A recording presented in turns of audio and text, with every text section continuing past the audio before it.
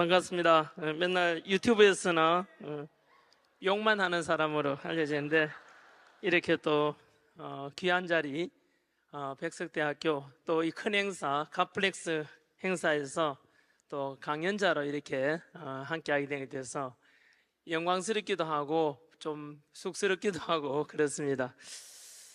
반갑죠? 인사드리겠습니다. 전한길입니다.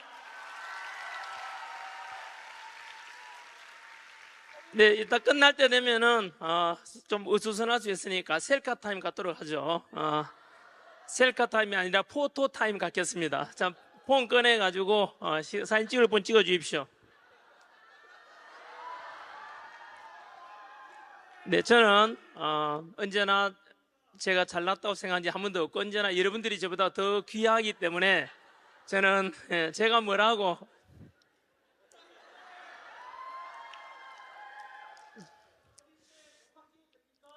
네, 찍어도 됩니다. 제가 뭐라고요? 뭐든지 다 가져가십시오. 드릴 수 있다면 뭐든지 다 드리고 싶습니다. 네, 그 앞에 제가 와서 대기하면서 제가 영상에서 저도 유튜브 영상에서 우리 김성교 선교사님 영상을 많이 보고 저도 은혜로웠고요. 그리고 그 뒤에 우리 정재영 형제님 강연도 잠깐 보았고요. 그리고 아는 딜라이트 노래 정말 잘하고 되게 은혜로웠습니다. 제가 그보다 더 잘하고 더 은혜 되었으면 하는 마음이 드는니다만은 부족 하나마 제가 할 수 있는 최선을 다해 보겠습니다. 기도 한번 하고 시작하지요. 하나님 아버지, 이 부족한 종을 이 귀한 자리 함께 세우게 해주심을 감사드립니다. 모든 것이 믿지 않는 자들에게는 우연이라 할지 모르지만 저는 믿고 알고 있습니다. 이 모든 것이 하나님의 예비하심이라 생각합니다. 오늘 여기에 참석하신 모든 분들 이 귀한 시간 쪼개서 왔는데 여기에 참석하지 않은 분들에 비해서 오신 분들이 더 은혜 받고 더 예수님 가까이 다가갈 수 있고 더욱더 하나님을 미소 짓게 하는 그런 삶을 살아갈 수 있도록 주님께서 인도하시는 그런 기회가 되도록 하여 주시옵소서. 이 행사 처음부터 끝까지 모든 것을 주님께 맡기고 내려놓습니다. 주님, 저를 감추게 하시고 오직 주님의 음성을 많은 분들에게 들려주게 하시고 있는 그대로 전달케 하시고 더도 말고 덜도 말고 요 함께하는 동안에 그리고 제 삶을 이야기 함께 나눌 때 은혜 받고 더욱더 예수 닮아가는 그런 삶들로 채워지도록 주님께 함께하여 주시옵소서. 감사드리고 좋으신 예수님의 이름으로 기도드립니다. 네,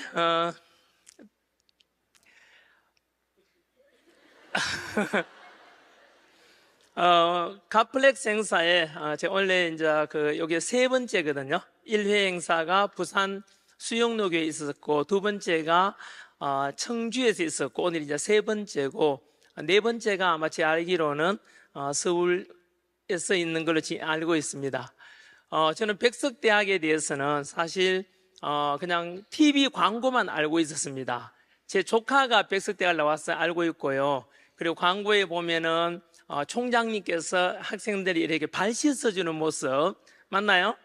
예, 그런 광고를 봐서 이 학교는 언제나 가정 낮은 곳에 쓰려고 하는구나. 총장님까지도 그런 이미지를 가졌고 여기에 와서 방금 제가 처음 와봤는데요.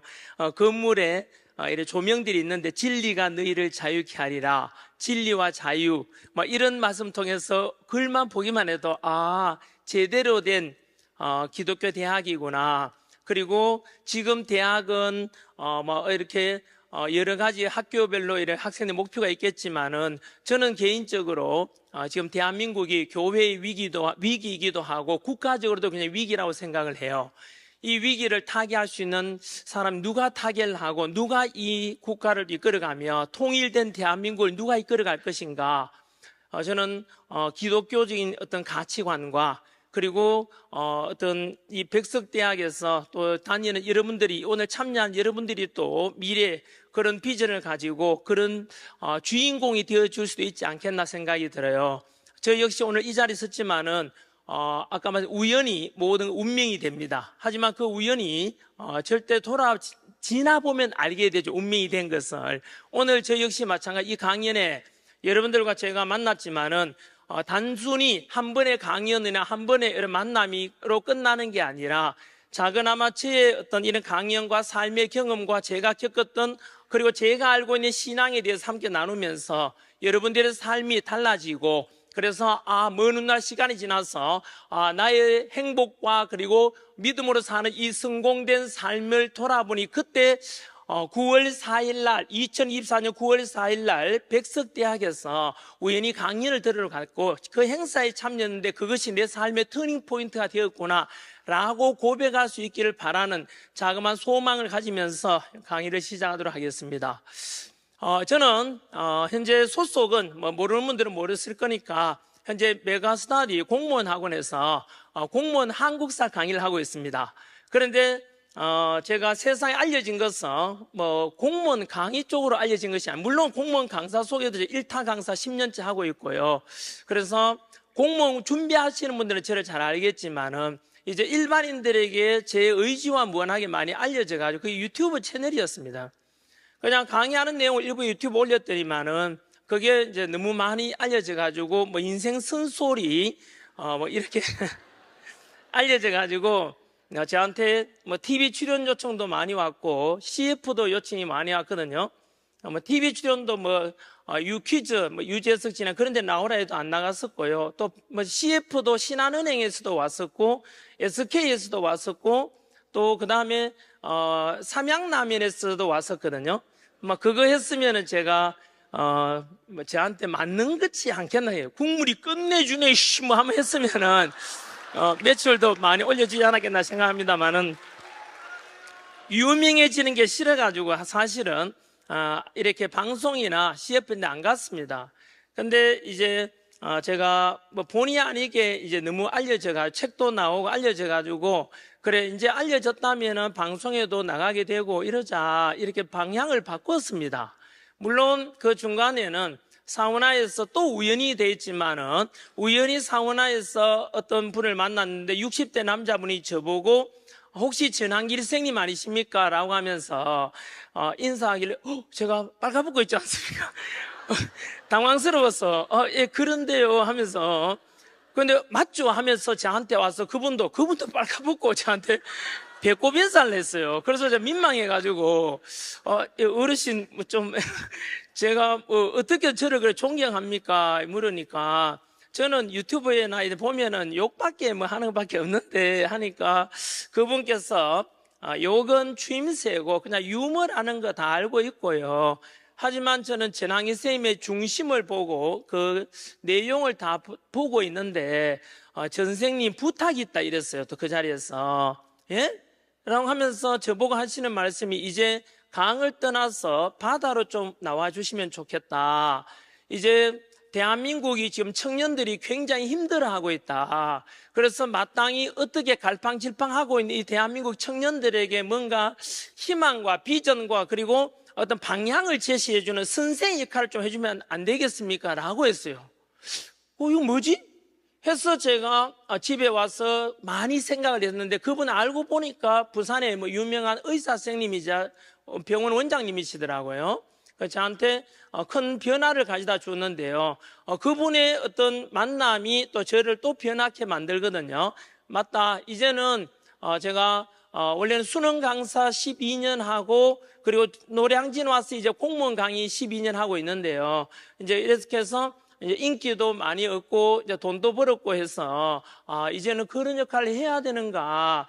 그리고 내가 그동안 살아온 것에 대해서 이제는 이제 고백할 수 있어야 되지 않겠는가라고 해서 여하튼 그러던 차에 이제 또 출판사에서 제 책을 내자 이래가지고 그 책 출판사 직원이 또 저를 바꿉니다.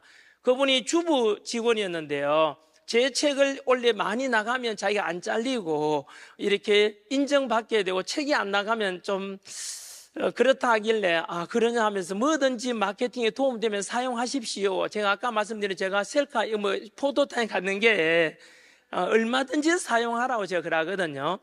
제가 뭔가 도움이 된다면은 뭐든지 하겠다. 제 인생 10계명 중에 10번째가 대장부는 소인배와 논하거나 싸우지 않는다. 오늘 하루 다른 사람을 위해서 무엇을 할 것인가? 이걸 제가 나이 30에 정해서 늘 24년째 매일매일 외치고 있는 건데요. 그것처럼 늘 그렇게 살아왔어요, 사실상은. 그래서 그 출판사에서 저한테 이제 방송 섭외도 해가지고 작년부터 제가 방송도 나가게 되고 유튜브 채널에도 나가서 최근에는 이경규, 정형돈, 그 다음에 또 뭐 곽튜버인지 하여튼 그런 놈도 있더라고요. 그게 상당히 괜찮더라고요. 저랑 같이 방송도 같이 하자고 제안이 왔던데, 뭐 그 외에도 이렇게 방송 나가게 되고, 그러던 차에 제가 사실은 이런, 뭐라 해야죠? 갓플렉스 같은 우리 하나님을 뽐내는 자리 아니겠습니까? 플렉스니까, 그죠? 이런 자리에 강연 서게 된 계기가 방송 나가는 것 중에서 그 CBS 방송에 새롭게 하소서라는 게 있어요. 나중에 혹시 못 보신 분들 유튜브 채널 보다가 계속 뭐 SNL 이런 거 29분만 보지 말고 가끔 그 새롭게 하소서 메모해놨다가 그거 한번 보시면은 그게 되게 은혜롭습니다. 거기에서는 과장이나 거짓말 없이 저도 그랬고요.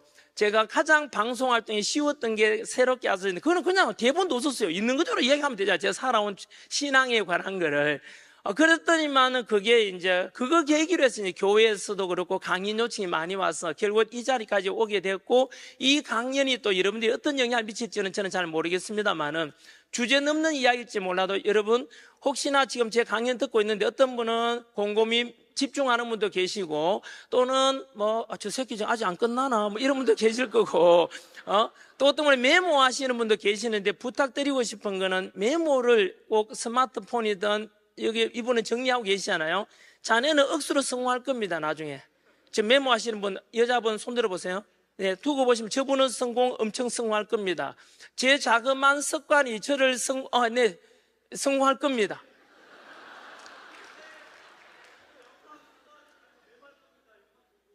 뭐라 해요? 뭐라고? 영상 보고 메모할 겁니다, 하겠대. 네, 하십시오. 누가 뭐라 했어요? 좋습니다. 그래서 제가 대학 다닐 때 우연히 교수님하고 이제 저녁을 여러 애들이 같이 먹는데, 야, 마, 너 뭐해? 마, 너는 뭐 교수가 이야기하는데 이 새끼야 뭐 딴짓하냐 하길래, 교수님 그게 아니고요 하면서 제가 무릎 위에서 포스트잇에다가 메모하던 걸 이렇게 올려보내면서 아까 교수님께서 하신 말씀 중에 제가 꼭 기억을 하고 싶어가지고 지금 메모하고 있었습니다 라고 하니까 그래?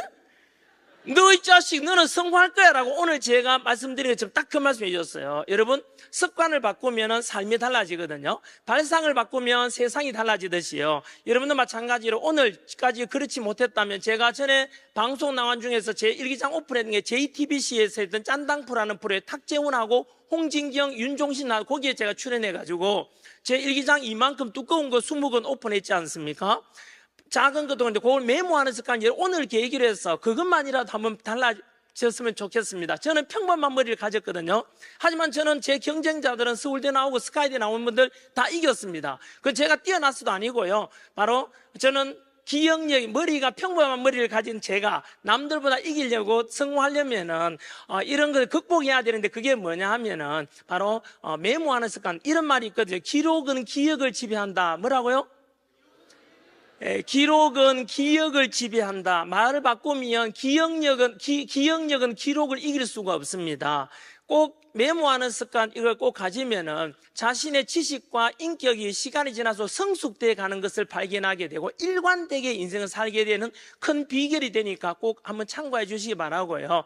그냥 시작하는 김에 드린 말씀이고 제가 신앙에 관한 이야기 잠깐 말씀드리면은 제 삶은 원래 경상북도 경산이라는 그 시골에서 가난한 농부의 아들로 태어나가지고 평범한 유년기를 보내고 그리고 지방대학을 가게 되고요. 그리고 집안이 가난해서 국립대학을 제가 갔었고 대학 다니면서 제가 여친을 만났는데 그 여친이 저희 친가 쪽은 가톨릭 쪽이고 저는 세례를 받지 않았지만 성당에는 좀 다녔고요. 그러다가 종교에 대한 관심을 가지게 된 것은 중학교 때였습니다. 생물 이런 걸 배우면서 유전이라든가 생물 이런 걸 배우면서 너무나 신비하다. 이건 진화로 될 수 없다는 제 나름대로 판단을 가지고 신은 있다라는 전제를 깔았습니다. 그때부터 이제 신앙에 대한 관심도 많이 생겼고 그리고 죽음에 관한 문제도 관심이 되게 많았었거든요. 그러다가 제가 성경에 대한 호기심도 되게 많았고요. 그러던 차에 제가 가톨릭 때문에 성당 좀 다니다가 대학에서 만난 여친이 할머니께서 권사님이고 아버지 어머니도 다 집사님이라서 그냥 제가 뭐 복잡하게 하느니 해서 제가 성경 공부를 좀 하고 싶기도 했고 해서 제가 교회를 가게 돼서 신앙을 처음 가지게 되었어요. 그리고 제가 수능 강사를 이제 시작해서 대구에서 수능 강사 12년 하면서 대구의 1타 강사가 되어서 되게 돈도 많이 벌었어요. 그때는 카드 결제도 아니고 현금 결제 이래가지고 전부 다 그래서 돈을 아주 많이 벌었어요. 수강생도 많았거든요. 그때 대구에 고3이 5만 명인데 제가 2만 5천 명이었어요. 1년에. 월 한 3, 4천 명 정도가 1년 내내 전타임 마감되는 그때 제가 가르친 게 사회, 지리, 국사, 윤리를 가르쳤어요. 그래서 통합사회를 가르쳐가지고 인문계 장기 필수였거든요. 그때는요. 그래서 그때 전국적인 스타 강사 된 게 대구에서는 제가 스타 강사 되고 서울에서는 메가스타디 만든 손주원 회장님이 그래 가르쳐서 스타가 되고 설민석도 그랬습니다. 그래서 돈을 많이 벌어서 제가 승승장구한 게 아니고 대구에서 가장 큰 학원을 인수해서 제가 학원의 이사장이 돼요. 강사하고 직원 수가 100명이 넘었거든요. 그리고 제 교재를 판매가 잘 돼가지고 출판사 차렸는데 그때 성경 이름을 따서 에브라임이라는 출판사로 이름을 지었는데 요셉의 둘째 아들 이름이죠. 그래서 출판사도 잘 나가고 학원도 잘 나가고 이제 저는 스타 강사이자 경영자로 성공하는 줄 알았거든요. 그때 나이가 34살이었어요. 그래서 내 인생 참 쉽게 풀리는구나 싶었는데 그렇지 않았습니다. 이제 그냥 드라마틱한 이제 삶이 펼쳐지는데 그리고 학원 경영한 지 3년 만에 학원 망해가지고 있는 재산 다 갖다 바치고 뭐 이런 이제 시간 관계상 다는 설명 못하지만은 그래서 교육 과정이 또 바뀌거든요. 7차 교육 과정으로. 그래서 제가 가르치는 과목이 이제 자연계에서는 안 하죠. 사회탐구는 그죠? 그리고 인문계에서는 대학 시험에서 이제 선택 과목이 됐잖아요. 11개 과목 중에서 그죠? 제 수강생 수가 10분의 1 토막이 나요. 비중도 그렇고요. 그래서 학생도 안 오고 또 EBS에서 사교육비를 줄인다는 명목으로 EBS에서 수능 70% 반영 첫 해가 그 해였어요. 그래서 이제 결국은 제가 학원 인수하자마자 교육 과정이 바뀌고 EBS 교육 정책이 발표되면서 대형 단과학원의 전국에 다 망해요. 우리 학원도 그랬거든요. 그래서 결국은 학원이 그렇게 해서 망하게 되고 출판사도 EBS 책만 팔리니까 우리 책이 안 팔리잖아요. 그래서 출판사도 부도를 맞이해요. 그래서 제가 바닥 생활을 한 10년 하거든요. 아까 우리 앞에 강연하시던 재영 형님도 마찬가지로 뭐 와이프 자랑 아까 막 하는 것 같은데 보니까 애 넷째 가지고 뭐 이런 말씀을 제가 듣고 은혜로 왔는데요. 뭐냐 하면 저는 거꾸로 그때 이제 바다에 떨어져서 흔히 드라마에 나오는 듯한 빚더미에다가 신용불량자 생활 한 10년 했거든요. 쉽진 않았습니다. 집도 다 날아가고 차도 다 가져가고 결국은 드라마에 나오는 그래서 재산만 이런 게 아니라 빚까지 졌어요. 그래서 빚을 한 25억을 지게 되거든요. 그래 일개 개인이 여러분 2억 5천 빚도 막 힘들게 할 건데 25억 빚을 제가 아빠 찬스도 없고 부모 찬스도 없는 제가 어떻게 갚습니까? 25억을 다 정산하고 남은 부채 금액이 25억이었거든요. 그래서 제가 그때 이제 제 인생에 어떻게 보면은 나락으로 떨어지고 끝날 뻔했는데 지금처럼 마이크 들고 이러면 때 그래도 제 살았던 걸 이야기할 수 있는 것은 바닥에 떨어졌을 때 저는 이렇게 극복했다에 대해서 3가지 기준을 정했는데 요거는 여러분들이 꼭 메모했다가 가져가시면 좋겠습니다. 왜냐하면은 자녀들은 지금 대부분 다 청년의 나이지 않습니까? 인생사라는 게 우리 부모님 이야기 들어보고 할아버지 할머니 이야기 들어보면 그렇듯이 인생사가 이러면 살아보면 좀 그런데요. 어떤 소수의 사람은 평탄한 삶을 사람도 있지만 대다수 사람은 그렇지를 못해가지고 인생사가 바로 아직 입력할 거 없는데 뭘 찾고 있어요. 아직 말도 안 했습니다. 그래서 인생사라는 게 고속도로처럼 착 뚫린 게 아니고 비포장길 같기도 하고 가시밭길 같기도 하고 오르막 내리막이 있어요. 그래서 혹시나 여러분 살아가다가 본인이든 주변에 있잖아 바닥에 떨어지면은 요거 기억해놨다가 이렇게 참고 조언해주면은 큰 위로가 되고 용기가 되고 하나의 새로운 또 성공의 전환점이 될 수도 있거든요. 제가 겪었던 첫 번째는 뭐냐 하면은 스스로를 타락시키지 마라. 요걸 첫 번째 기준으로 삼았거든요. 뭐라고요? 스스로를 타락시키지 마라. 요거는 뭐냐 하면은 바로 보통 우리 바닥에 떨어지거나 빚더미 얹게 되거나 실패하게 되면은 지금 요즘 자영업 하시는 분들 되게 힘들잖아요. 떨어지면은 대부분의 사람들은 못 일어나요. 열의 9이 아니라 20명 중에 19은 못 일어나는데 그 이유 중에 하나가 뭐냐 하면은 다들 이제 엎어지고 바닥에 떨어지면은 부모 탓하고 와이프 탓하고 또는 세상 탓하고 지도자 탓하고 대통령 욕하고 그렇게 해서 본인 스스로 그렇게 하면서 본인은 술 마시고 담배 피고 이래서 자기 운명을 저주하면서 보통 타락하게 되고 망가지거든요. 그러면 결국은 스스로 몸과 정신이 다 망가지면 그 말 그대로 폐인이 돼가 못 일어나요. 그러면은 바닥에 떨어질수록 자기 자신을 깨끗이 해야 되거든요. 그게 뭐겠습니까? 정신도 맑게 하고 그리고 건강 관리를 잘해야 된다 이 뜻이에요. 건강 망가지면 못 일어나니까 그게 첫 번째고, 두 번째는 이미 제가 그다음 결혼해서 애 둘이 있었거든요.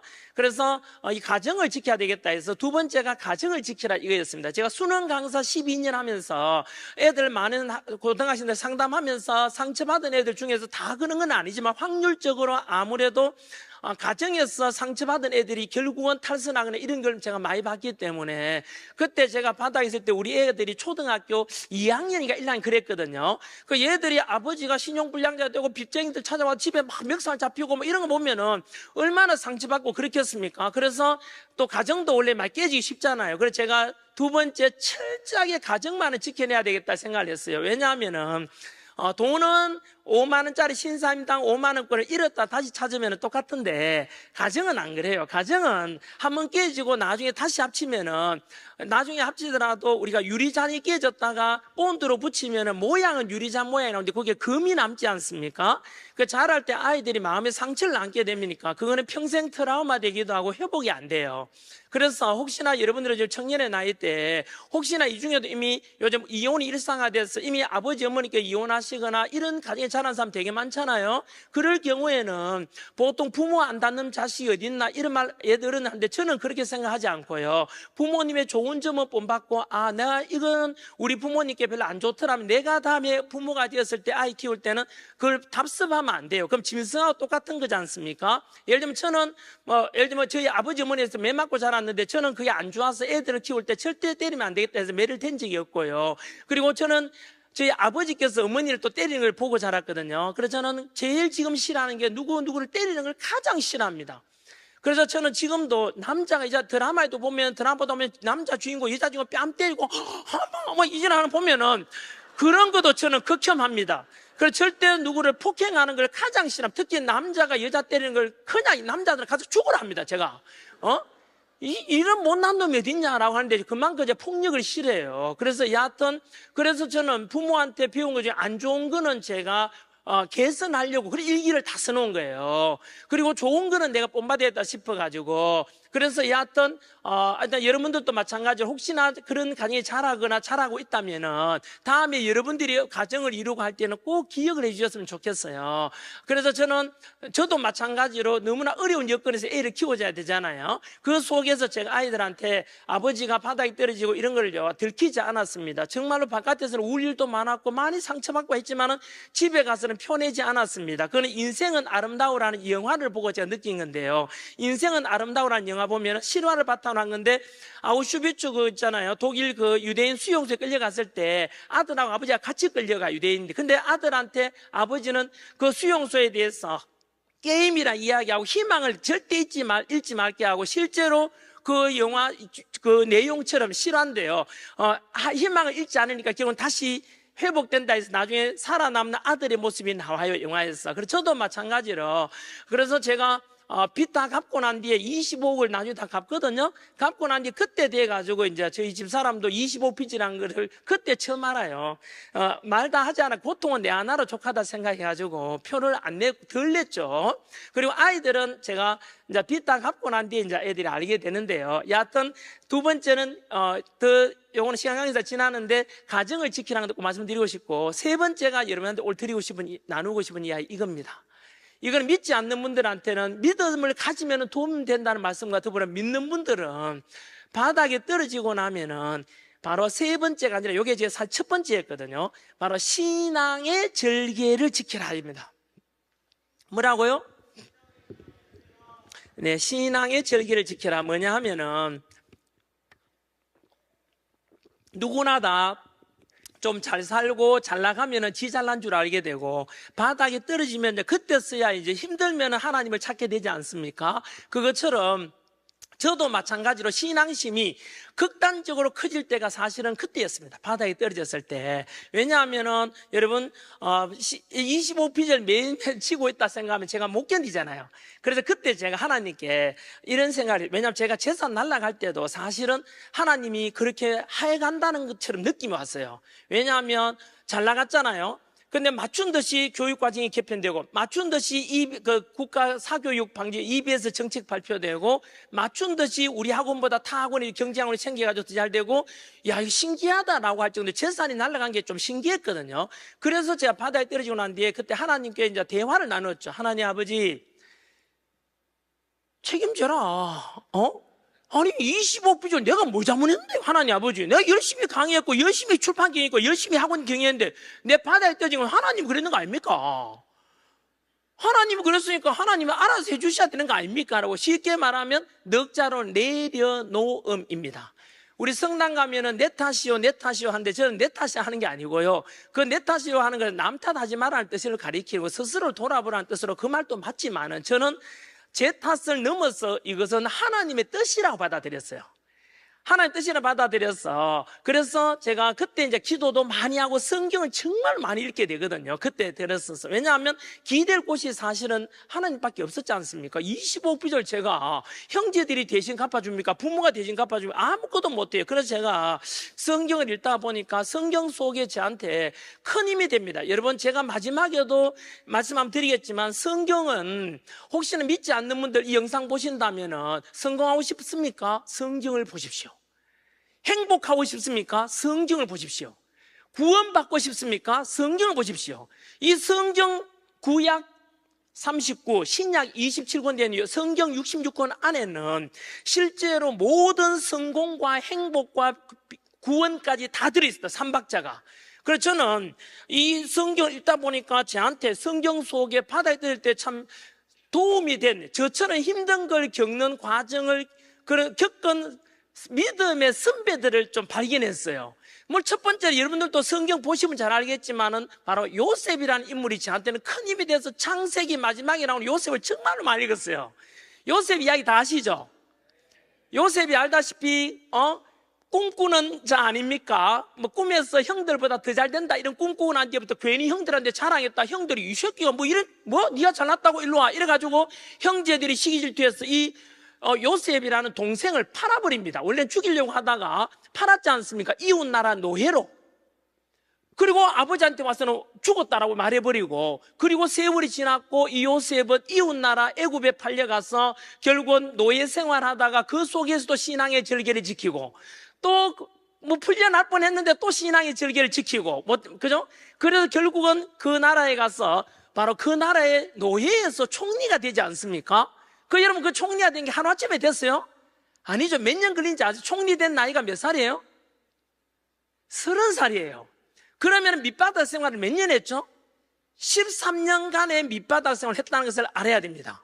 그래서 저는 그 속에서도 언제나 하나님이 지켜주는 걸 봤고, 하나님 의지하는 모습을 보면서 나도 요셉처럼 이렇게 하나님 잡고 있으면 다시 일어날 수 있겠구나라는 생각을 했었고요. 두 번째 저한테 또 큰 믿음의 선배로서 좋은 모델이 바로 다니엘이기도 했습니다. 다니엘이 여러분 알다시피 우리가 일제강점기 35년 식민 지배 받았던 것처럼 다니엘 역시 마찬가지로 남의 나라에 바로 포로로 끌려가지 않습니까? 거기서 몇 년 견뎌내는지 아세요? 무려 70년을 견딥니다. 70년을. 이 70년 견디면서 그 속에서도 한 번도 신앙의 절개를 어긴 적이 없지 않습니까? 기름진 음식을 먹지 않고 언제나 그러니까 음식 절제, 하루에 3번 하나님을 향해서 기도하는 모습, 사자굴에 끌려가서도 신앙의 절개를 지키는 모습, 그 속에서도 저 역시 마찬가지로 나도 다니엘처럼 신앙의 절개를 꼭 지켜야 되겠다 생각했었고요. 그리고 우리 다윗이란 또 선배도 있지 않습니까? 다윗 하면은 다들 거인 골리앗을 이긴 것만 알고 있지만, 실제로 다윗이 저한테 감동을 주고는 그게 아니고요. 바로 다윗을 인정했던 사울이라는 왕이 다윗이 좀 더 잘 되니까 시기 질투해서 그렇게 죽이려고 하지 않습니까? 하지만 다윗은 끝까지 신앙의 지를 지키면서 이겨내지 않습니까? 그리고 마지막에 여러분 그 다윗 죽이고자 했던 사울이 어떻게 되는지 아세요? 마지막에 가서 여러분 바로 신앙을 어기지 않습니까? 무당을 찾아가서 무당에게 그죠? 쉽게 말하면 하나님을 버린 거죠. 믿음을 잃은 거죠. 그래서 결국은 전쟁터에서 죽지 않습니까? 그죠? 그거 보면서 뜨끔했습니다. 압니까? 왜냐하면은 저도 사실은 중간에 한번 어긋날 뻔했어요. 제가 수능 강사하면서 학생들한테 여러분 혹시 그렇지 않나요? 혹시 여러분들 중에도 로또나 어떤 복권 사는 분 계십니까? 아마 이 중에 뜨끔한 사람 있을지 모르겠는데 제가 수능 강사하면서 청년 여러분, 학생 여러분, 장래성 있는 청년이 되려면은 절대로 로또나 복권 같은 거 사면 안 된다. 왜냐하면 그거는 나이 들은 노인네들이 심심풀이로 그냥 한번 사보는 거고, 우리 청년들은 언제나 자신의 땀 흘린 것, 노력한 것에 정직한 결과를 기대하는 그런 청년이 돼야 된다. 그렇게 해서 제가 로또 사는 새끼들은 장래성 없다라고 이제 저주를 퍼부었는데, 여러분, 제가 그때 로또를 좀 샀습니다.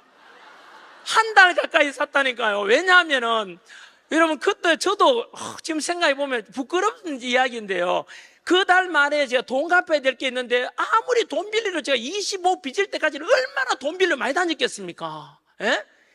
비참한 사례 되게 많습니다. 지금 다 말은 못하지만 그 10년 동안에 뭐 별걸 다 겪거든요. 그 속에서 제가 그래 맞다, 이달에 제가 노지 이거 돈 갚아야 되는데 돈 나올 구멍은 없고 이제 빌릴 사람도 없고, 그래 하나님께서는 혹시나 아나 로또를 통해서 빚도 갚고 어려움 그래 극복해 줄 수 있지 않나 생각해서 로또를 몇 권 사가지고 제가 몇 장 사가지고 성경 펴놓고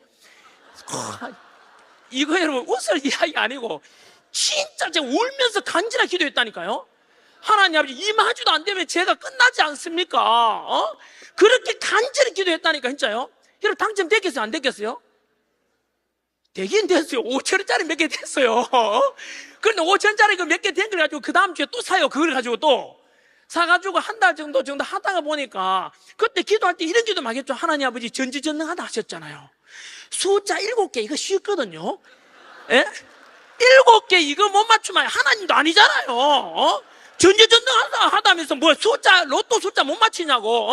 하나님 아십니까? 저는 믿습니다 하면서 진짜 간절하게 기도했어요. 울면 하나님 제발 이걸 돼야 됩니다. 막 하나님 뭐 원망도 하다가 때로는 하나님 아버지 하다가 결국은 안 됐잖아요. 그런데 그러면서도 사실 저도 깨닫게 됐어요. 좀 부끄럽더라고요. 이씨 내가 생각해도 야 이거 만약에 여러분 만약에 제가 로또 당첨돼가 빚 갚았다면 제가 오늘 마이크 들고 이러는데 뭘 이야기해야 돼요? 여러분 힘들어요. 로또를 사죠. 로또 신입을 하나님은 로또를 여러분 이거는 어느 누구에게도 덕이 되고 선이 되는 일은 아닐 겁니다. 이거는 여러분 이게 객관하고 누구한테 여러분 복이 되는 이야기 될 수 있겠습니까? 이게 도박이잖아요. 어떻게 보면요. 그래서 저는 그 뒤로는 제가 안 했는데요. 그런데 성경 말씀 읽다가 보니까 진짜 여러분 혹시나 성경 말씀 읽다 보니까 진짜 저한테 정말로 귀한 말씀이 있었습니다. 제가 이제 처음으로 성경 말씀 우리 같이 한번 볼게요. 저한테 믿음의 선배 중에 한 사람, 결정적인 또 선배님이 또 욥 아닙니까? 욥. 고난 속에서 욥은 원래 잘못한 것 없지 않습니까? 욥이란 인물은 원래 온전하고 그 다음에 경건하고 하나님 보기에 거짓 없고 언제나 완벽하다 했지 않습니까? 그죠? 그런데도 불구하고 사탄이 그 시험할 때 보면 아들 10명 다 죽이잖아요. 재산 다 날아가게 하잖아요. 그때 친구가 부축이죠. 야, 네 온몸에 부스럼 나가지고 니도 고통스러워서 막 유리 그 깨진 걸로 피부를 막 긁어내고 있는 이 고통 속에서 하나님 저주하고 니도 죽어라. 네 자식 다 죽고 이게 뭘 하나님에 대한 신앙 절개를 지킨단 말인가 라고 했지만 욥은 끝까지 지켜내잖아요. 바로 그때 제가 욥기에 나오는 성경 말씀이 저한테는 확 박혔었는데 그 말씀을 한번 우리 PPT 준비됐으면 화면 한번 띄워주실래요? 욥기 1장 21절입니다. 자, 네, 시간 관계상 셋째 줄부터 같이 한번 읽어볼게요. 시작. 주신 이도 여호와시요 거두신 이도 여호와시오니 여호와의 이름이 찬송을 받을지니라. 여러분 주신 이도 여호와시고 거두신 이도 여호와시다. 저는 이 말씀 뭐냐 하면은 아까 저보고 빚지라고 했는 게 누구죠? 빚지게 하는 건 하나님의 뜻이었어요. 저는 그렇게 확신했습니다.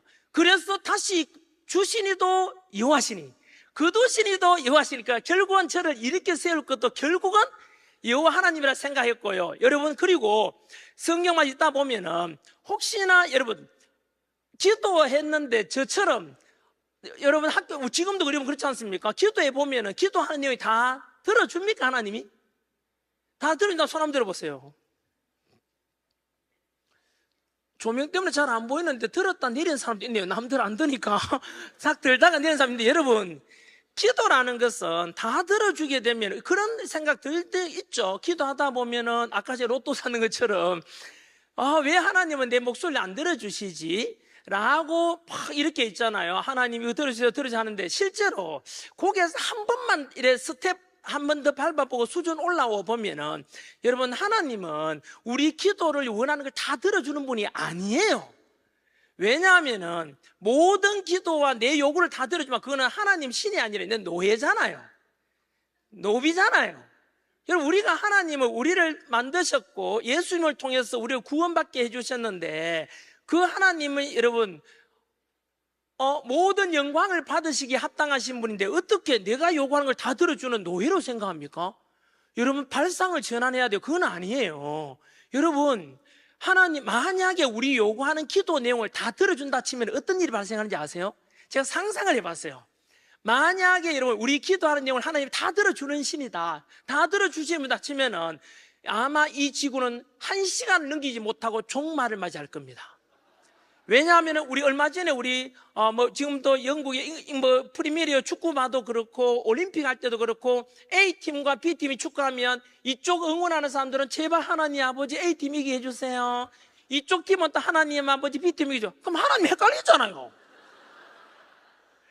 그죠? 또 여러분, 만약 우리 원하는 내용을 하나님께 다 기도를 들어주게 한다면은 러시아 우크라이나 지금 전쟁 치고 있잖아요. 그럼 러시아 사람들은 기도하겠죠. 하나님 아버지 우크라이나 씨발 망하게 해달라고. 그럼 우크라이나 사람들은 하나님 아버지 푸틴 씨발놈 죽여버리고 러시아 망하게 해달라고. 그럼 하나님 또 헷갈리잖아요. 그죠? 여러분, 그것뿐이겠습니까? 기분 나빠 쪽발이 저 새끼들이 이거 일본 망하게 해도 가라앉게 다 죽여버리죠. 여러분, 일본 사람도 반대로 저 새끼 죽여 이러면 여러분 지구는 아마 하루를 넘기지 못하고 종말 맞이할 겁니다. 그죠? 그러면 기도라는 것은 뭐냐 하면은, 저도 오랫동안 기도하면서 느낀 건데, 기도라는 것은 여러분 내가 요구하는 걸 들어주는 것이, 말하는 것이 기도가 아니고요, 항상 기도는 여호와 하나님의 뜻이 무엇인지를 내가 물어가는 게 기도입니다. 영어로 말하면 기도는 스피킹이 아니라 리스닝입니다. 뭐라고요? 스피킹이 아니라 리스닝. 그래서 성경 가만히 보면은 모든 말씀 이렇게 나오죠. 여호와께 묻자와 가라사대, 여호와께 묻자와 가라사대. 우리 성경의 주인공들 보면 다 그렇게 묻고 있습니다. 여호와께 묻자와 가라사대. 그래서 여러분, 언제나 기도라는 것은 우리가 하나님 아버지의 뜻이 뭡니까? 저도 요즘 묻고 있습니다. 하나님, 왜냐하면 제가 지금 이제 세상 밖으로 나온 지 2년째거든요. 강연 다니, 이게 과연 옳은지 그런지에 대해서도 다시 노량진 와서 공무원 강의만 할지, 이런 것도 또한 제 지금 방송도 계속 해야 될지만 이런 것까지도 지금 하나님께 믿고 맡기고 내려놓고 지금 묻고 있습니다. 그래서 저는 하나님 뜻이 있으리라 생각하고 지금도 이렇게 하고 있는데요. 그래서 여러분, 한 번 더 말씀드리지만 여호와 언제나 기도는 리스닝이라는 걸 꼭 기억하시고 묻다 보면 하나님이 음성이 들릴 겁니다. 여러분, 우리 그 송기정 선생 알죠? 송기정 선수. 바로 일제강점기 36년 독일 베를린 올림픽에서 올림픽 그 마라톤 금메달 따신 분인데, 그분이 서울 양정고등학교 다닐 때 그때 양정고보에 그 선생님이 김교신이라는 선생님이 계셨어요. 그 김교신 선생님이 우찌무라 간조 그 선생님 제자로 알고 있는데, 김교신 선생님 보면은 우리한테 굉장히 믿음에 좋은 선배님이에요. 그분이 하신 기도 중에 이런 게 있어요. 한 해 지날 무렵에 저한테 이렇게 전집도 있는데 보면은 올 한 해 끝날 무렵에 이런 기도를 해요. 하나님 아버지, 1년을 돌아보니까 올해 제가 수많은 기도를 했는데 그 기도를 들어주지 않은 것이 너무 감사합니다. 1년 지금 마무리하는 쯤에 와보니까 내가 했던 기도들 중에 너무나 옳지 못한 기도 너무나 많았다는 거예요. 그래서 모든 기도를 그걸 안 들어주신 것이 너무 감사합니다라는 기도를 했습니다. 여러분, 바로 이겁니다. 그래도 부디 하나님은 언제 그만 응답을 해주냐면은, 저는 바닥에 있을 때 욥을 통해서도 이런 대답을 얻어가면서요, 그 다음 또 하나는 뭐냐 하면은 바로 욥기 한 번 더 성경 보여주실래요? 언제 하나님은 우리에게 기도를 들어주시냐 하면은 욥기 23장 말씀, 너무나 우리 많이 알려진 장 아닙니까? 그죠? 자, 같이 한번 소리 읽어봐요. 그러나부터 시작.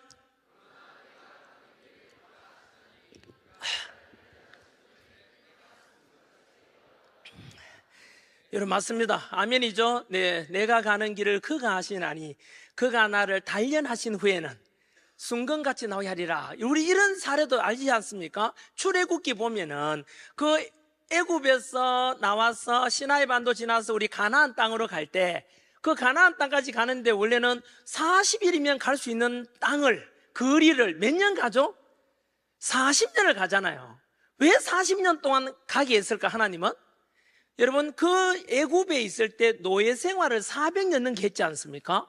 400년 동안 노예 생활할 때 노예 근성에 쩔어 있는 그 이스라엘 사람들을 새로운 땅으로 탁 갖다 놓으면은, 여러분, 바로 가나안 땅에서 부귀영화로 행복하게 살 것 같아요? 아니요. 우리 아이를 망치는 방법 중에 하나가, 초등학교 1학년한테 돈 1억 주면 애가 망합니다. 그 애 아이는 1억치 사탕이나 게임을 사오면 할 거 아닙니까? 그게 바로 주체할 수 없을 때는 망하게 되기 때문에 트레이닝이 필요한 겁니다. 그래서 바로 이 노예 근성에 쩔어 있는 그 이스라엘 사람들을 40년간 트레이닝 시켜서 보내잖아요. 그 중간에 보면은 먹을 게 좀 떨어지니까 그 애굽을 인도했던 모세를 원망하지 않습니까? 야, 모세야, 왜 우리 끌어내가 굶어 죽게 하냐? 차라리 돌아가자. 거기서는 우리가 노예였지만 굶주림은 굶어 죽진 않았지 않냐? 이게 바로 노예 근성입니다. 얼마나 못났습니까, 여러분? 하지만 그 트레이닝이 필요하듯이 언제나 여러분도 마찬가지, 앞으로 무조건 앞으로 우리가 기도해 보면은 하나님이 나를 준비시키고 언제나 훈련시킨 뒤에 그때 감당할 수 있을 때 우리에게 기도를 들어주고 복을 주시는 것 같아요. 그래서 제가 10년 동안 밑바닥 생활 했잖아요. 하나님 보기에 그래, 니는 이만하면 됐다고 판단하신 것 같아요. 그래서 제가 기도 끝에 이제 대구에 있다가 서울로 진출합니다. 노량진에 올라가거든요. 공무원 한국사 강의로 전향을 해요. 그런데 그거는 가서 보면 기적이 막 일어납니다, 여러분. 어떤 일이 계시지 아세요?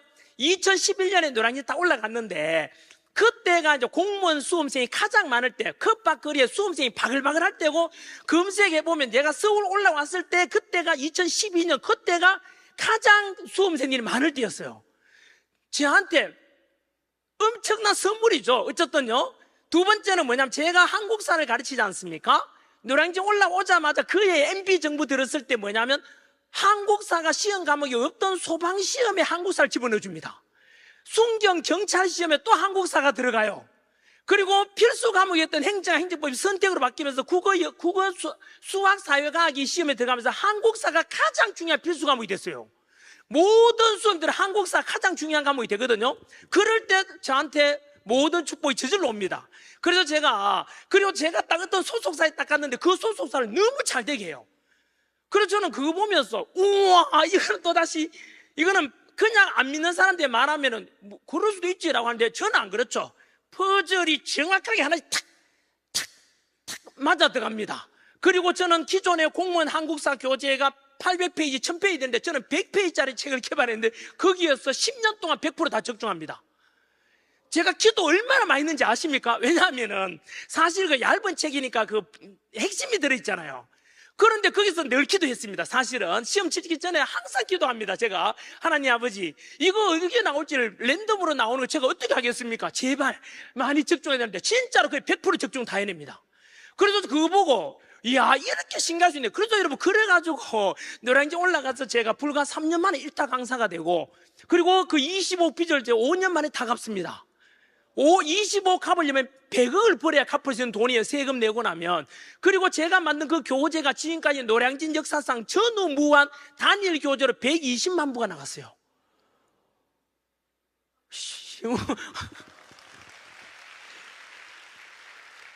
그래서 이것이 뭔가 하나님의 쓰임이 있지 않겠는가라고 생각이 들고, 아까 부끄럽지만 때로는 로또를 사기도 했지만은 결국에는 제가 신앙의 절개를 지켰잖아요. 바닥에 떨어지면 세 가지를 기준을 세웠죠. 첫째 뭐라고요?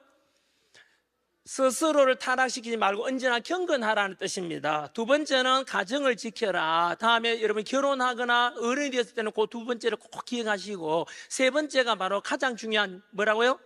신앙의 절개를 지켜라. 기도라는 것은 언제나 스피킹이 아니고 바로 리스닝이라는 걸 꼭 기억해 주시고, 금방 우리 욥기 말씀대로 그러나 내가 가는 길을 누가 안다고요? 그가 아시나니 그가 나를 단련하신 후에는 내가 순금같이 100% 오리지널이 탁 되었어, 그죠? 귀하게 다시 된다는 뜻이 되겠지요. 자, 여러분, 요까지가 제가 바로 바닥에 있을 때 극복했던 이야기라면, 사실상 지금 시간이 10분밖에 안 남았는데요. 아니, 맞네요. 10분밖에 안 남았네요.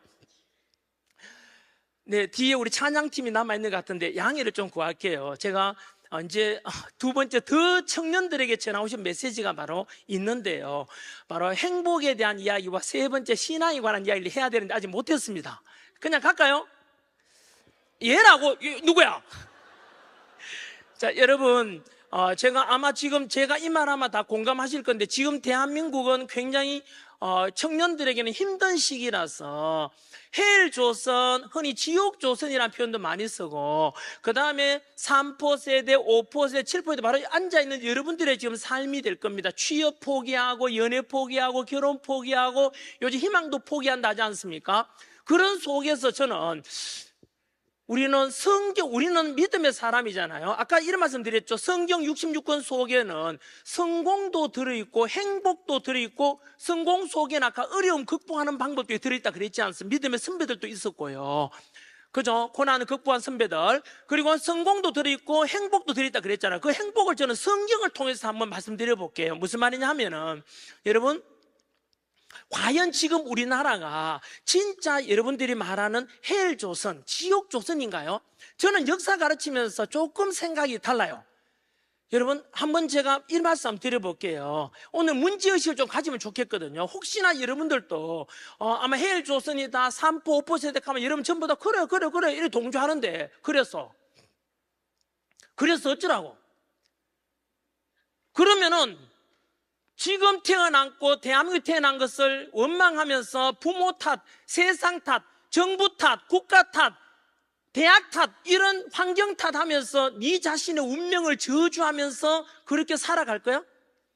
그러면은 너의 삶은 실패한 삶이 되고 한 번 사는 인생 너무 초라하잖아. 저는 오늘부터 제 이야기를 듣고 나면 우리가 발상을 한번 바꿔보자는 이야기를 드리고 싶어요. 한 번쯤 이렇게 생각해 보실래요? 제가 역사 강사로서 저는 지금 헬 조선이라고 생각에 대해서 절대 동의할 수가 없습니다. 왜냐하면은 여러분들은 지금 우리가 역사적으로 한번 볼까요? 역사적으로 보게 되면은 과연 여러분들이 100년 사는 인생에서 지금 태어난 2024년에 사는 게 아니라, 만약에 여러분들이 좋아, 지금 태어난 걸 저주한다면은 좋다, 선사시대로 돌아갔다, 그때 태어났다 치자. 그 네가 구석기 시대, 신석기 시대, 청동기에 태어났으면 뭐 할 건데, 신석기, 간석기 돌 갈고 씨발 고인돌 들어 올리고 이지랄 해야 될 거 아니야. 그렇게 사는 게 행복했겠어? 삼국시대 태어났으면 고구려 백제 신라 3년의 전쟁이 한 번씩이야.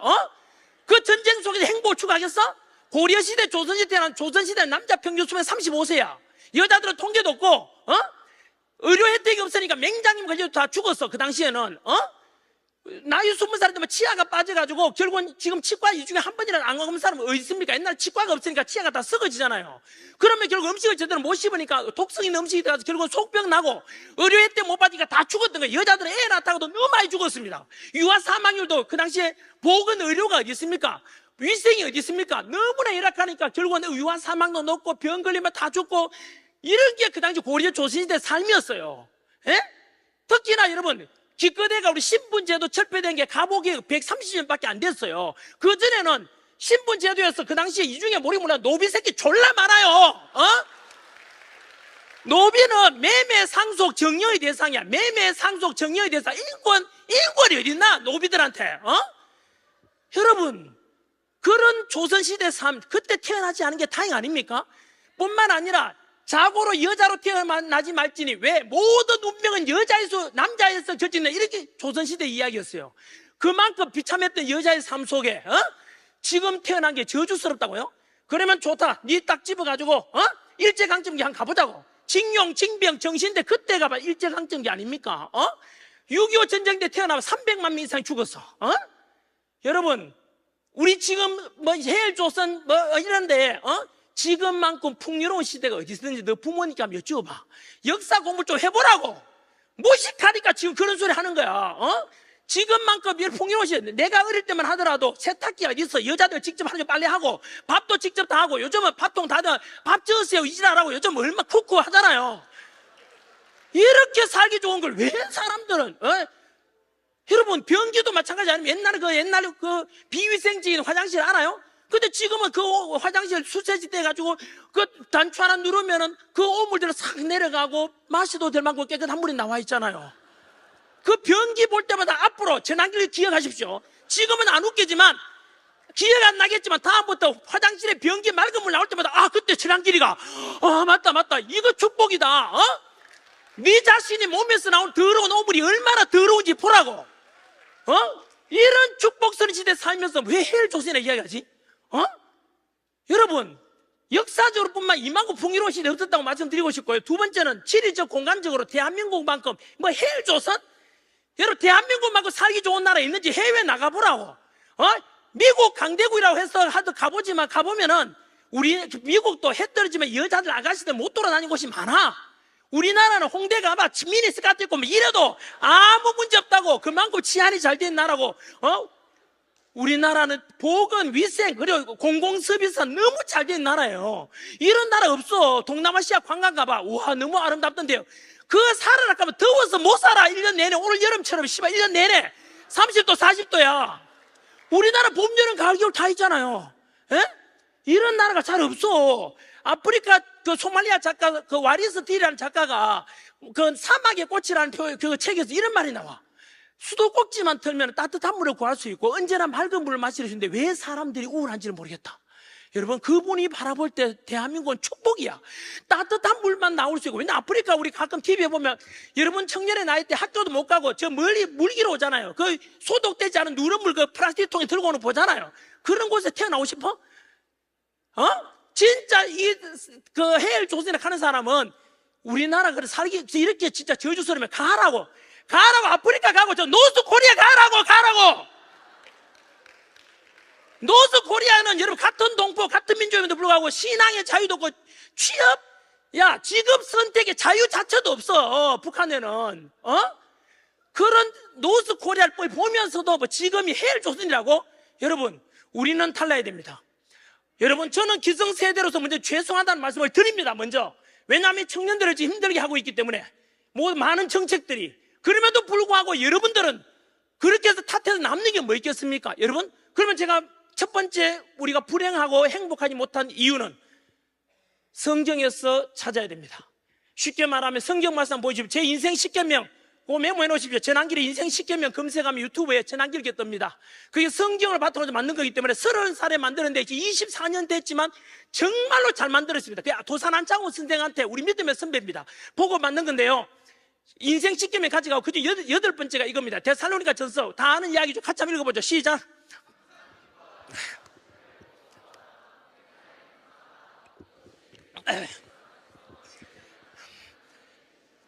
항상 기뻐하라. 항상 기뻐하라. 항상 기도하라. 항상 감사하라. 결론은 그겁니다. 항상 기뻐하라. 항상 기도하라. 항상 감사. 마지막으로 저는 감사합니다. 쉽게 말하면 아까 제가 불행했던 이유. 왜 청년들은 다 지금 해일조선 3%, 5% 불행하다고 하죠? 우리나라가 우울증 비율 OECD 국가 중 1등입니다. 왜 그러냐면 바로 이겁니다. 있는 것에 감사할 줄 모르고 없는 것을 불평하기 때문입니다. 뭐라고요? 다시 한 번 더 말씀드리지만 앞으로는 이런 발상을 바꿔서 없는 것에 불평하지 말고 있는 것에 감사하자. 성경에 나와 있지 않습니까? 성경에 뭐라 그랬습니까? 항상 기뻐하라. 쉬지 말고 기도하라. 범사에 감사하라.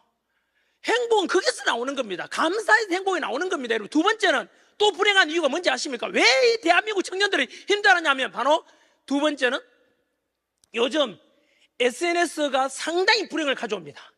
왜냐하면 인스타, 대표적인 인스타만 가보더라도 그거 가보면 맛있는 음식 올라오죠. 맛있는 좋은 곳에 여행 가는 거 올라오죠. 좋은 자동차 사진 올라오죠. 그리고 집도 너무 멋있고 차도 너무 멋있고 그다음에 올라오는 그놈들, 그년들 보면 전부 이쁜 애들밖에 없는데 막상 자기 거울 쳐다보면, 막상 자기 음식 쳐다보면 너무 초라하잖아요. 자기 집이나 자기 전 너무 초라하니까 모든 불행을 스스로 만드는 거야. 여러분, 우리는 앞으로 절대 비교하지 말고 살자가지고요. 왜냐하면 여러분, 그것 또한 마찬가지. 우리는 절대 비교할 필요가 없는 이유가 성경에 비교하지 말라고 나옵니다. 여러분, 성경 말씀 한번 보여주실래요? 바로 이사야서입니다. 여기에 오늘 제가 성경 주제인데 바로 이사야서 우리 43장 1절인데, 여러분, 우리가 절대 비교하지 말고 우리 스스로가 얼마나 귀한 존재인지를 알면은 비교할 필요가 없잖아요. 성경 말씀에 뭐라 했냐면, 셋째 줄부터 넷째 줄부터 읽읍시다. 내가 너를 시작.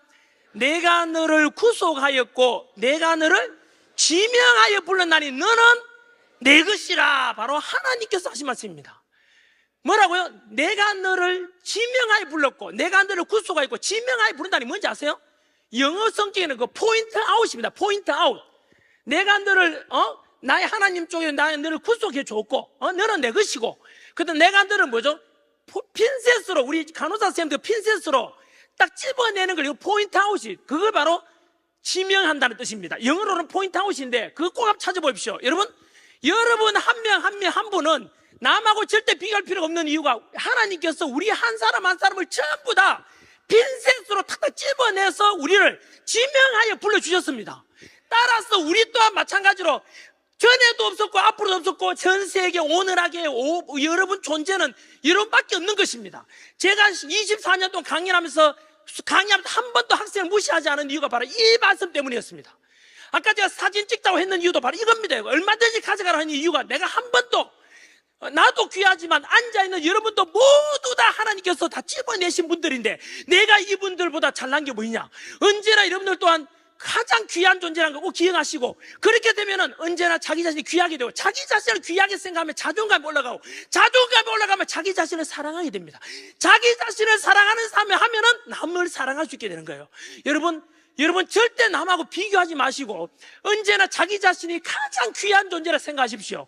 그래서 자존감이 올라갈 거고 자기 자신을 사랑하게 되고, 꼭 그 마음을 간직하고 성경 말씀대로 오늘 메모해놨다 다 가져갑시다. 이사야서 조금 전에 43장 1절이었고요 그 다음에 세 번째가, 여러분 전환길 보고 지금까지 50년 넘게 살면서 가장 잘한 게 뭐냐라고 묻는다면 딱 한 가지, 제일 우선순위 저는 이겁니다.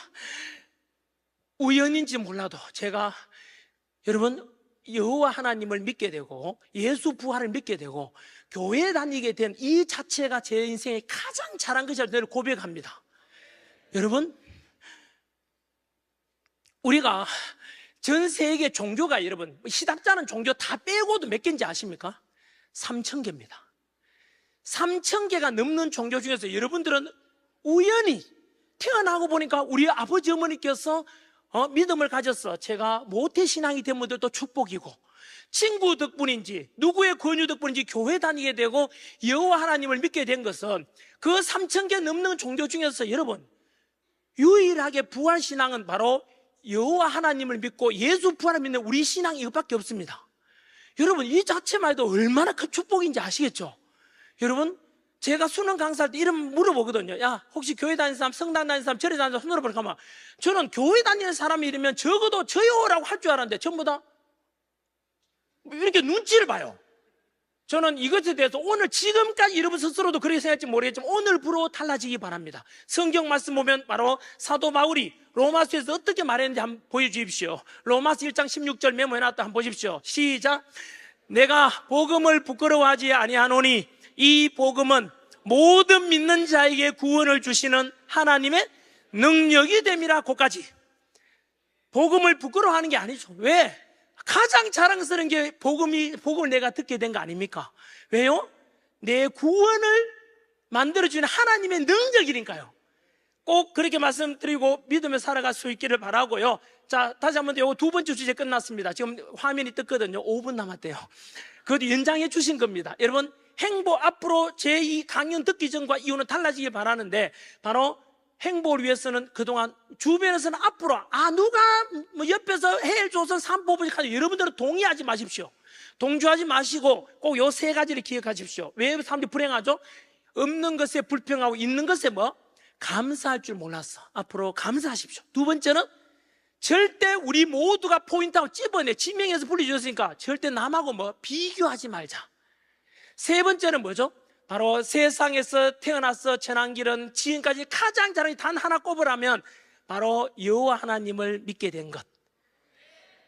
3,000개 넘는 종교 중에서 내가 이 여호와 하나님 믿는 종교 말고 나머지 2,999개 그걸 믿었다면 내가 어떻게 될 뻔했는가? 너무 끔찍합니다. 그래서 저는 너무나 다행이라는 생각이 들기도 하고요. 마지막으로 큰 주제 세 번째인데 딱 5분만 더 주시면 찬송하실 분 죄송합니다. 이것만 말씀드리고 갈게요. 야, 전한길, 너는 그러면 여호와 하나님 믿는 것에 대해서 또는 실제 안 보이는데 니는 그만 어떻게 해서 그렇게 확신하냐? 어떻게 그렇게 확신하냐? 저는 첫 번째는 오늘 제가 드리고 싶은 이야기, 원래 첫 번째는 제가 하나님을 3번 만났습니다. 한 번은 이야기했습니다. 뭐죠? 제3 통해서 망하게 했는 것도 주신이도 여호와시고 그 두신이도 여호와라. 그 제가 실질적으로 경험했지 않습니까? 예? 퍼즐 맞추든지 날아갔다 그랬잖아요. 퍼즐이 저거 되듯이 다시 회복도 결국 퍼즐 맞으니까 회복되는 걸 직접 겪었고, 두 번째는 제 첫 번째 전도 열매이자 제가 성령의 뜨거운 불을 한번 이제 경험한 적이 있거든요. 오늘 그거는 이제 말씀 못 드리는데 그 이제 첫 번째 그 매제가 회심하게 된 거. 세 번째가 바로 저희 아버지께서 제가 기도를 2시간 동안 했고 죽었던 사람인데 기도회가 살아난 게 있어요. 그게 그 아까 제가 처음에 말씀드렸던 CB에서 새롭게 하소서 한번 보십시오. 꼭 보십시오. 거기에 전한길 검색하면 나오거든요. 거기서 제가 제 일기장을 처음으로 오픈했습니다. 왜냐하면 나중에 이야기하면 남이 안 믿을 거 아닙니까? 왜? 사람은 자기 눈으로 안 보면 안 믿으니까. 그래서 제가 그날 아버지 죽었다 살아난 걸 그대로 일기를 다 써놨습니다. 그 날짜에. 그래서 제가 그 방송 CBS에 가서 일기장을 직접 가져가서 그걸 그대로 읽었습니다. 그대로 그냥 빽도 그대로입니다. 일기장에 제가 거짓말할 필요도 없고, 그리고 그것을 저 형제들은 다 봤잖아요. 저보고 야 아마 내려와라, 기도 그만해라. 이미 죽었는데 뭘 기도하니까. 아니다고. 하나님 아버지 죽은 나사로 살렸지 않습니까? 그리고 히스기야 기도한 걸 두고 15년 더 살게 했지 않습니까? 저희 아버지 이대로 죽으면 안 된다고. 기도는 아버지가 살아나셨어요, 진짜로. 그래서 저는 뭐 그 뒤로 어떤 사람까지 나사로가 영원히 살았냐? 아니, 하나님 부르시니까 결국 이제 천국 가지 않습니까? 저희 아버지도 그걸 보여주셨어요. 저는 제 눈으로 봤기 때문에 무조건 확신하게 되고요. 두 번째 제가 여호와 하나님에 대해서 확신하는 것은 성경 66권 이거라 그랬는데, 알다시피 이런 걸 들어보셨죠? 47년도에 그 사해봇, 우리 그 성경 그 이스라엘에 동굴에서 그 2000년 된 성경이 발견됐지 않습니까? 두루마리에. 그 성경 내용이 지금 이거랑 똑같다. 이거 놀라운 겁니다. 역사 2000년 가까이 지났는데도 불구하고 야, 진리구나. 그래서 제가 그걸 통해서 알았고, 세 번째는 바로 예수님의 12제자의 삶입니다. 여러분, 거두절미하고 예수 12제자님이 예수님께서 물을 포도주로 바꾸는 것도 봤고 무리를 걷는 것도 봤고 많은 이적을 베푸는 걸 봤지 않습니까?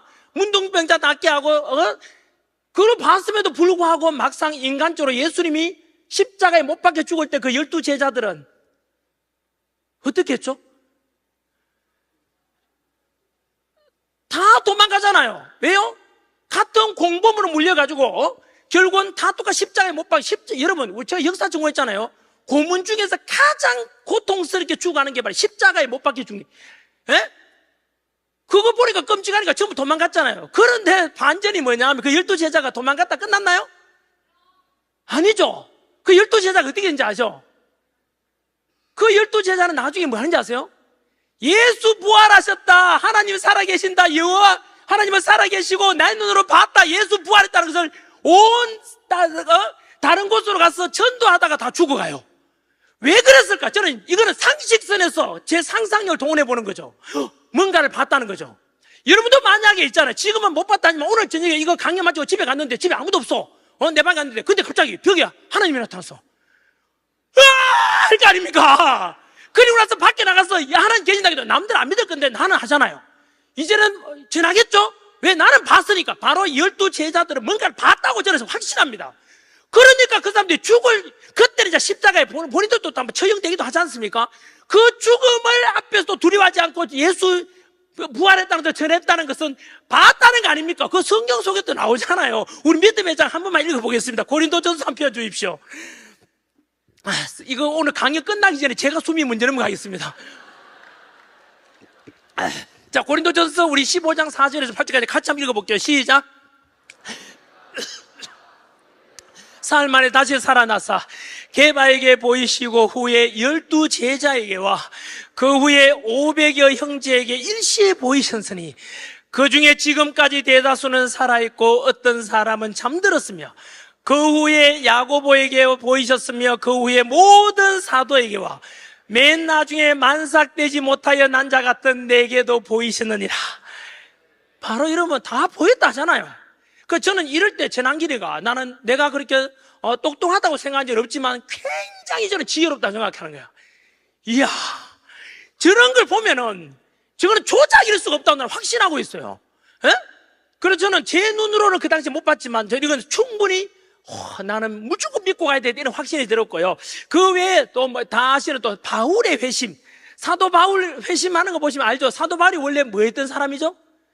그 사람 로마 시민권자잖아. 로마 시민권자니까 로마 황제를 거부하는 유대인들 그 박해하러 가는 사람이잖아요. 가서 죽여야지 예수 이 새끼들 믿네?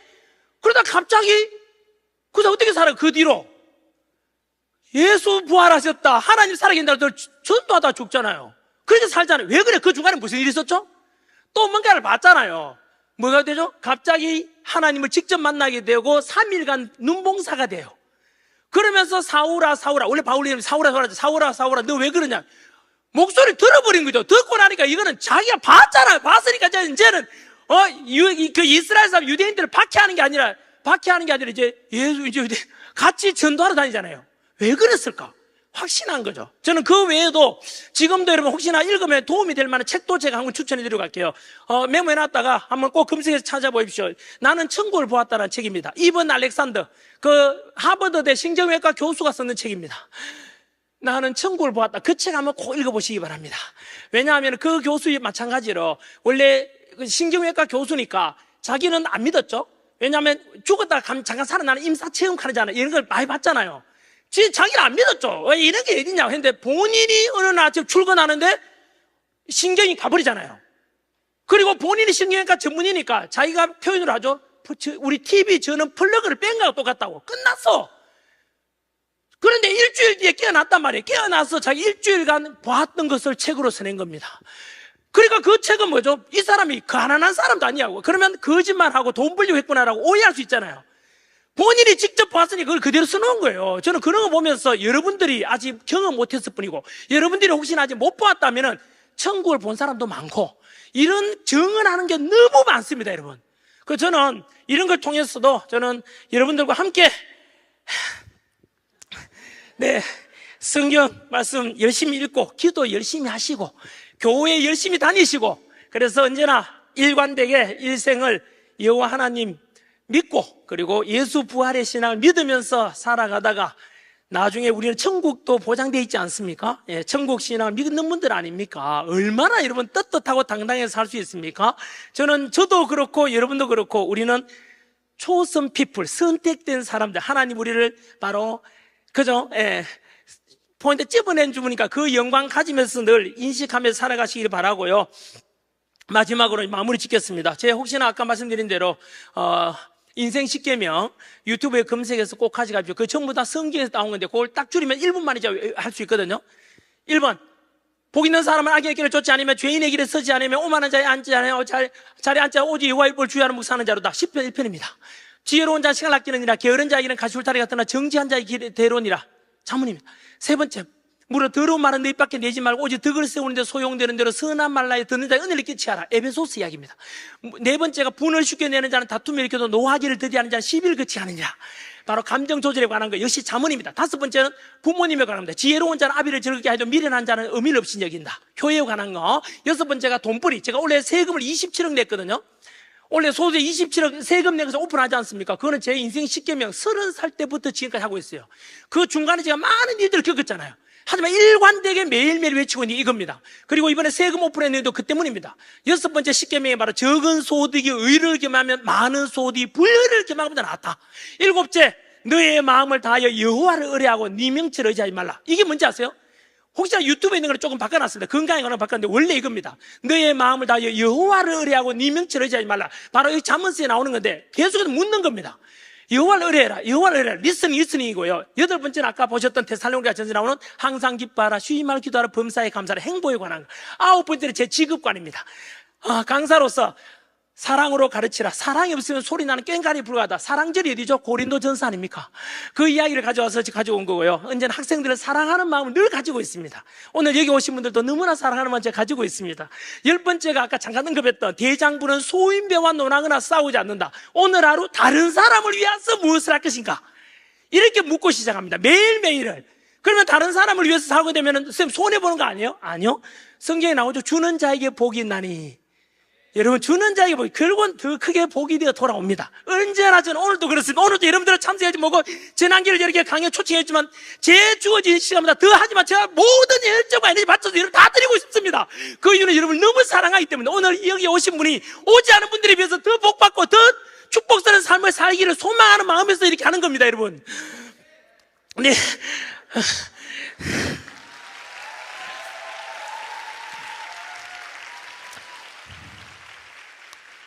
네, 원래 마지막 성경 구절은 빌립보서 내가 복음을 부끄러워하지 않아야 하노니 이 복음은 그것만 한번 읽고 끝낼게요.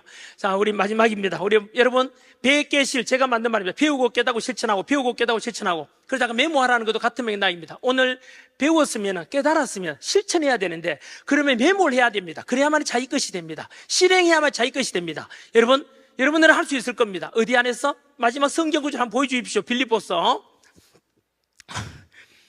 네, 끝까지 확인을 하기. 자, 같이 한번 읽어보죠. 시작. 내게 능력 주시는 자 안에서 내가 모든 것을 할 수 있느니라.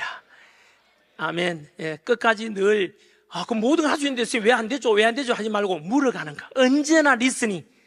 이것만 실천해도 수준 높은 신앙인이 될 거라고 믿습니다. 기도 한번 하고 마무리 짓겠습니다. 참 좋으신 우리 여호와 하나님 아버지 감사합니다. 저희들에게 수많은 종교, 3,000개 넘는 종교 중에서 예수 부활의 신앙을 갖게 해준 이 영광, 모든 영광 하나님께 돌립니다.